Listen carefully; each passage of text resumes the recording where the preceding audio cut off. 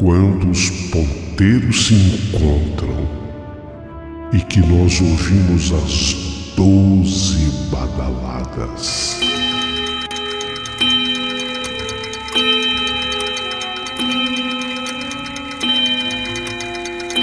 A hora que se anuncia é meia-noite.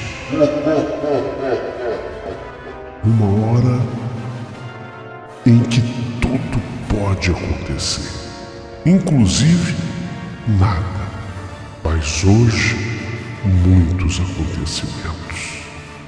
Vamos à história de hoje.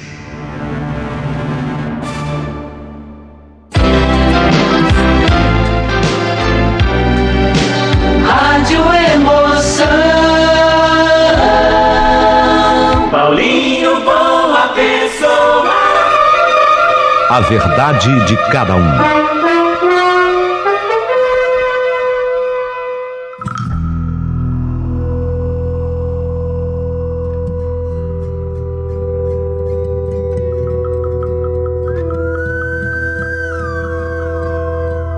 Meu querido amigo Paulinho Boa Pessoa, dia desses, eu ouvi você falar do senhor Nestor Ribeiro.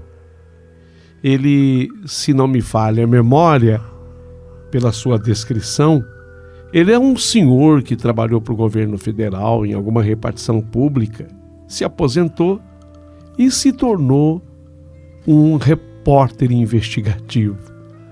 Até dia desses eu escutei ele falando que era o melhor da vida dele o que ele fazia agora. Olha, eu, apesar de ser uma mulher, eu tive o mesmo desejo que ele, você sabia? Tive a minha vida inteira dedicada ao trabalho. Eu sou contabilista, ou também contadora. Contabilista, contadora, tá valendo. Eu sempre fui ligado muito às matemáticas, aos números. Eu sempre fui dos cálculos, como contabilista, como contadora. Mas eu amo as humanas. É gozado isso, né, Paulinho? Meu nome é Efigênia, a contabilista, a contadora que dedicou a vida inteira à matemática, devido à profissão, mas que ama as humanas. E eu também tenho um quê de investigadora, sabe? Eu adoro tomar conhecimento das histórias e depois repassá-las. Hoje eu quero fazer isso com você. Eu, Efigênia, eu sou do Rio de Janeiro. Eu sou de Niterói, aqui no Rio de Janeiro. E é de Niterói, onde hoje eu te escrevo. E quero relatar para você. Deixa eu antes dar uma informação. Sabe o Paulo Gustavo, o humorista, que faleceu não faz muito tempo, e muito amado e querido e aplaudido no Brasil inteiro? O Paulo Gustavo, famoso Paulo Gustavo, ele morava na rua aqui, onde mora toda a minha família, e eu continuo morando em Niterói. Eu conheci o Minha Mãe é uma Peça. E conheci a mãe dele também. Bom, mas isso posto, eu quero falar sobre uma investigação que eu fiz, de fato que se deu aqui mesmo em Niterói. Quero falar hoje para você, na história da meia-noite, sobre duas causas que afetaram o mundo, sabe? E estão ligadas a um grande mistério. Estão ligadas à morte de 2 cidadãos brasileiros. Essas mortes aconteceram em 1966, Paulinho. Um mistério mesmo. 6. Eu quero fazer uma pergunta para você, Paulinho, e para todos os que estão ouvindo o seu programa. Vocês já ouviram falar do mistério das máscaras de chumbo? Olha, eu vou responder então para a senhora, dona Efigênia. Eu, Paulinho Boa Pessoa, nunca tinha ouvido falar. Depois aqui nos comentários as pessoas vão deixar também suas respostas. mas eu nunca tinha escutado falar. Lógico, agora já estou sabendo que eu li a carta que a senhora me mandou, mas eu não tinha escutado, não. Então, para você que está acompanhando, eu refaço a pergunta da dona Efigênia. Você já ouviu falar a respeito do mistério das máscaras de chumbo? Sim ou não? Depois você responde. Vamos então contar essa história, Paulinho. O mistério ou o caso das máscaras de chumbo é o nome dado aos eventos que levaram à morte de 2 técnicos eletrônicos do Brasil, Manuel Pereira da Cruz e Miguel José Viana, cujos corpos, já em decomposição, foram encontrados no dia 20 de agosto de 1966, no morro, um morro que eu conheço muito aqui em Niterói, o Morro do Vintém, aqui pertinho de onde eu moro. Os corpos, tanto do seu Manuel como do seu Miguel, os corpos foram descobertos pelo senhor José da Costa Alves.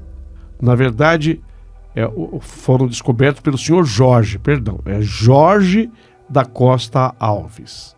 A história é a seguinte: o seu Jorge, aos 18 anos, ele estava empinando pipa nesse morro. Então, meu querido amigo Paulinho Boa Pessoa, o Jorge, 18 anos, praticando o seu hobby predileto, que era empinar pipa, eis que, de repente, você sabe que para empinar pipa, às vezes, mesmo estando num morro como o do Vintém em Niterói, às vezes você tem que buscar um espaço para poder correr um pouco mais. E no momento em que o Jorge procurou correr um pouco mais, tudo muda quando, ao atravessar um terreno acidentado, ele praticamente tropeça em 2 corpos, 2 pessoas estiradas ao chão. O que torna tudo isso, Paulinho, muito bizarro é o fato dessas pessoas usarem um sobretudo preto. Cada um usava um sobretudo preto e estranhas máscaras feitas de chumbo. Máscaras de chumbo. Talvez nem mesmo o melhor roteirista de cinema seria capaz de desenhar um script daqueles. Porque, de acordo com as investigações e a matéria do jornal O Dia, daquele dia, um garoto que caçava passarinhos chegou a encontrar os cadáveres dos 2 dias antes. Em estado de choque, o caçador de passarinhos avisou as autoridades que pensaram se tratar de uma brincadeira do menino. Ah, é mentira. O menino veio falar aqui que achou 2 homens com sobretudo preto e cada um com uma máscara de chumbo no rosto. Isso é mentira. E assim, o caso foi ignorado. Mas já eram os corpos de Manuel Pereira da Cruz e Miguel José Viana. Porém, neste meio tempo, pode ter sido essencial para que o caso ganhasse tons tão enigmáticos. É bem verdade que o rapaz que estava soltando as pipas, quando viu os corpos, aí sim, ele chamou a polícia. E a polícia chegou a identificar as vítimas. Portanto, é Manuel Pereira da Cruz, de Campo de Goytacazes, Miguel José Viana, Campo de Goytacazes.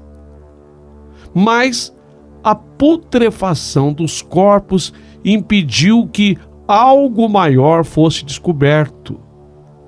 Mas vamos por partes, Paulinho, porque tudo isso eu investiguei para passar para o teu ouvinte. Bilhete enigmático. Se as trajes não eram inusitadas por si só, um detalhe deixou tudo mais confuso. No bolso de um dos homens foi encontrado um bilhete escrito à mão, uma nota escrita à mão, com letra cursiva. O bilhete dizia exatamente assim: 16h30. está no local determinado. 18h30, ingerir cápsula. Após o efeito, proteger metais e aguardar sinal máscara. É o que diz o bilhete. Exatamente com essas palavras. Num outro bloco de notas, mais coisas escritas, agora com códigos de referência para válvulas eletrônicas. 2 toalhas molhadas também estavam perto dos corpos, assim como uma garrafa de água vazia. O caso logo gerou um reboliço por toda a comunidade. Não havia em Niterói quem não falasse sobre o mistério das máscaras de chumbo. Como o caso passou a ser conhecido, cada vez mais e mais relatos chegavam através de ouvintes de programas de rádio ou denúncias para policiais, como se tudo não fosse intrigante o bastante, até mesmo uma relação com um objeto voador não identificado. Você vai tomar conhecimento desses detalhes daqui a pouquinho. Os últimos passos. De acordo com a reconstituição feita por autoridades, Sr. Manuel Pereira e Sr. Miguel Viana haviam deixado sua cidade natal no dia 17 de agosto, Campo do Goitacazes, dizendo à esposa que iriam comprar materiais de trabalho na cidade de São Paulo. De ônibus, eles desembarcaram em Niterói por volta das 14h30. Por lá, foram até uma loja de ferramentas onde compraram capas impermeáveis. Logo em seguida, se dirigiram até uma loja de conveniência, onde adquiriram a tal garrafa d'água. De acordo com uma garçonete do estabelecimento, que trabalhava no bar, Miguel, um dos homens, parecia muito ansioso, nervoso, olhava para o relógio toda hora, insistentemente, como se tivesse uma hora marcada para fazer alguma coisa muito importante ou encontrar alguém. Ele estava nervoso. Curiosamente, a polícia nunca realizou um exame toxicológico nos corpos dos 2 homens, sendo impossível saber se eles realmente ingeriram alguma cápsula estranha. Não havia sinais de violência nem armas nos arredores. No estado de putrefação em que os corpos se encontravam, foi impedida alguma resolução mais completa. Será que, se eles tivessem sido analisados 2 dias antes, quando o menino que caçava passarinho viu, as coisas seriam diferentes? É impossível determinar. Teorias a respeito do caso que eu também investiguei, Paulinho. Com o passar do tempo, inúmeras teorias ganharam vida. Muitos disseram que os homens estavam envolvidos em venda ilegal de material radioativo. Manuel e Miguel teriam sido mortos por compradores insatisfeitos. Será? Será mesmo? Outros vão além e têm a certeza de que eles foram mortos por seres extraterrestres. Afinal, parecia óbvio que eles usavam máscaras de chumbo para se protegerem da radiação das naves. Conforme a investigação avançava, mais relatos surgiram na comunidade que apontavam para o caso interplanetário, disco voador. Havia alguém que jurasse de pé junto que viu um OVNI, um objeto voador não identificado, um disco voador, sobrevoar o morro na noite em que os 2 foram mortos. Relatos ainda detalhavam as cores da nave, seu formato e até mesmo o tempo que ela pairou sobre o local. Outros já diziam que aquela tarde e noite estava chuvosa e, com o tempo fechado, quem sabe eles não foram atingidos por um raio, uma vez que usavam máscaras de chumbo. pesquisei mais e o jornal O Dia relata que Padre Quevedo, aquele mesmo que ficou famoso por desvendar os casos paranormais, o Padre Quevedo afirmou que a dupla foi vítima de um ritual de ocultismo. A pista fundamental eram suas máscaras de chumbo, que coincidiam com as usadas em alguns tipos de seitas. Por suspeita de que as máscaras, sobretudo, e as toalhas molhadas revelassem uma tentativa de se proteger contra a radiação, os corpos dos dois foram escaneados à procura de material radioativo. Nada foi encontrado. Por fim, uma outra teoria se tornou muito aceita para o caso. Apresentada por um amigo dos falecidos, especulou-se que Manuel e Miguel eram membros de uma seita religiosa, científico-espiritualista envolvida na experimentação de drogas psicodélicas. Lembrando que nós estávamos em 1966. Como a morte aconteceu nos anos 60, quando o uso recreativo dessas substâncias estava em alta, é possível que eles tenham embarcado em uma forte e infeliz viagem psicodélica no terreno acidentado do Morro do Vintém. Os corpos chegaram a ser exumados em 67, um ano depois, mas o caso acabou sendo arquivado pela Justiça Brasileira 2 anos depois. Eu conheci a senhora, eu conheci a mulher que viu tudo isso. E é exatamente aqui que eu quero contribuir um pouquinho mais para este caso. Essa mulher que deu os detalhes, a mulher e os filhos, ela deu os detalhes de como foi que ela viu a nave espacial, o objeto voador não identificado. Ela disse exatamente o seguinte: o nome completo dessa senhora, com quem fiz amizade e conversei demoradamente, é Gracinda Barbosa Cortino de Souza. Ela e os filhos viram. De acordo com ela, que morava pertinho da colina, ela viu quando a nave espacial, um disco voador, nas cores laranja, vermelho, amarelo e violeta, girava no morro. E ela viu exatamente um instante que o disco voador foi descendo, quase que tocando o chão. Depois disso, ela viu uma luz na cor prata, como que pegando algo ou alguém do chão e levando, obviamente, para dentro da nave. E a nave, numa velocidade incrível e fantástica, sumiu no céu. Ela ficou atenta a todos os detalhes. Dormir seria impossível. Ela ficou esperando um retorno. Quem vai, volta. Ela e os filhos. Não demora muito tempo assim. E a nave volta.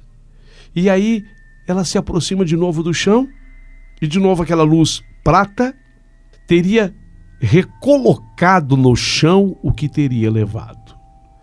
Deduz a dona Gracinda que eram os corpos dos rapazes. Eram os corpos dos rapazes que usavam a máscara de chumbo. Por isso, eles usavam a máscara de chumbo. Para ela, é líquido e certo. Eu fiz questão de investigar tudo nos detalhes para trazer para apreciação dos seus ouvintes. Tem muita gente que fala sobre disco voador, mas sem nenhuma convicção, sem nenhuma certeza, sem nenhuma pista. Então eu trouxe hoje, aqui de Niterói, Rio de Janeiro, o caso do Morro do Vintém, havido em agosto de 1966. Todo mundo tem prova. Jornal O Dia fez a reportagem. Os corpos foram encontrados e ambos usavam uma máscara de chumbo. A máscara. Eu também fui ver de perto. São assustadoras. São assustadoras. Eu não sei se devido todo o mistério que envolve, mas eu vi as máscaras de perto. São impressionantes. Eu, Efigênia, gostaria de voltar com novas investigações a respeito de fatos havidos no nosso Brasil envolvendo discos voadores. Me aguardem. Você gostou? Gostou da história da Dona Efigênia? Sabia alguma coisa sobre os homens da máscara de chumbo? Eu, sinceramente, não sabia. Mas eu gostaria de ler o seu comentário abaixo aqui do vídeo, por gentileza. Se você gostou, curta, deixando o teu joinha, manda um valeu demais aqui para o nosso canal. E se puder, torne-se membro também do canal.